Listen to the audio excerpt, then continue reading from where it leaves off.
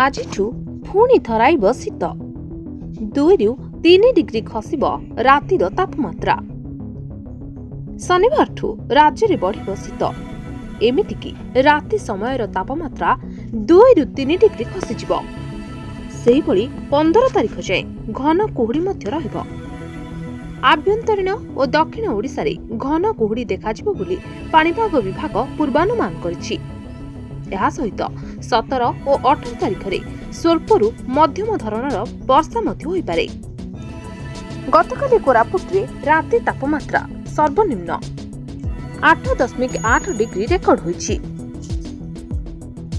କିରେଇରେ 9.5 ଓ G ଉଦୟଗିରିରେ 10.2 degree ତାପମାତ୍ରା record ହୋଇଛି। 14 ଓ 15ରେ କୋରାପୁଟ, ନବରଙ୍ଗପୁର, କଳାହାଣ୍ଡି, କନ୍ଧମାଳ, ବଲାଙ୍ଗୀର, ସୋନପୁର, ବୌଦ୍ଧ, ଅନୁଗୁଳ, ସୁନ୍ଦରଗଡ଼, ଦେବଗଡ଼, କେନ୍ଦୁଝର, ଢେଙ୍କାନାଳ ଓ କଟକ ଜିଲ୍ଲାରେ ଘନ କୁହୁଡ଼ି ଦୃଶ୍ୟମାନ ହେବ। ବ୍ୟୁରୋ ରିପୋର୍ଟ, ନିର୍ଭୀକ ଖବର।